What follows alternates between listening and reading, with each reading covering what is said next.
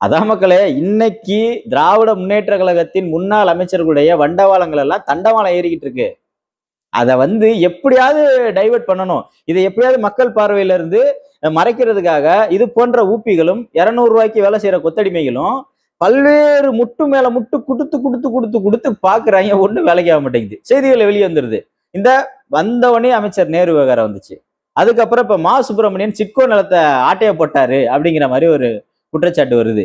அப்புறம் ஏவா வேலு சம்பவம் உங்களுக்கு தெரியும். நெஞ்சு வலிக்குதுன்னு இங்கெல்லாம் ஆஸ்பத்திரி இல்லைன்னு போய் சிங்கப்பூர்ல படுத்தாரு. அது உங்க எல்லாத்துக்கும் தெரியும். அப்புறம் செந்தில் பாலாஜி செந்தில் பாலாஜி பத்தி பேசினாலே சிரிப்பு தான் ஏன்னு தெரியல. செந்தில் பாலாஜி பத்தி உங்க எல்லாத்துக்கும் தெரியும். இது போன்று பல்வேறு அமைச்சர்கள், திமுகவோட முன்னாள் அமைச்சர்கள் குற்றச்சாட்டுல நீங்க தொடர்ச்சியா மாட்டிக்கிட்டு இருக்காங்க. அதை எப்படியாவது மடைமாற்றணும்னு சொல்லிட்டு இல்லாத பொல்லாத கட்டுக்கதைகளை யூடியூப்ல பேசிக்கிட்டு இருக்கானுங்க இது போன்ற புறம்போக்குகள். அதான் மக்களே, நம்ம ஒரு ஆக்கப்பூர்வமான அரசியலை பேசணும். நம்மளுக்கும் தாவேக அரசின் மீது பல்வேறு குற்றச்சாட்டுகள் இருக்கு. அதை நம்ம வெளிக்கொண்டு வரணும்.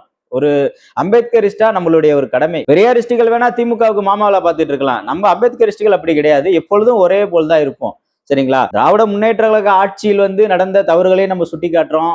தாவேக ஆட்சியில் நடக்கக்கூடிய தவறுகளையும் சுட்டி காட்டுறோம். இந்த இப்ப கூட அண்மையில் கொடைக்கானல் பூம்பாறையில் நடந்த ஒரு சம்பவம், ஒரு கொலை சம்பவம். அந்த சம்பவம் பத்தி நான் நேர்ல போயிருந்தேன். நான் கிட்டத்தட்ட ஒரு 2 நாள் நான் கொடைக்கானல்ல ஸ்டே பண்ண வேண்டிய ஒரு தேவை ஏற்பட்டது. அதனை தொடர்ந்து அங்க போகலான்னு பார்த்தா அங்க காவல்துறையினர் விடமாட்டாங்க அப்படிங்கிற மாதிரி அங்க இருக்கக்கூடிய மக்கள் சொன்னாங்க. சரி, எப்படியாவது நம்ம ஒரு செய்தியாளர் ஏதாவது போய் செய்தி சேகரிக்கலான்னு பார்த்தா இல்ல தோழர், இங்க ரொம்ப டைட்டா இருக்கு, விட மாட்டேன்றாங்க. சரி, அங்க இருக்கக்கூடிய மக்களையாவது தொடர்பு கொள்ளலான்னு பார்த்தா தொடர்பு கொள்ள முடியல. இதை பத்தி பேசணும், பேசுங்க, போராடுங்க. தாவேகா காவல்துறை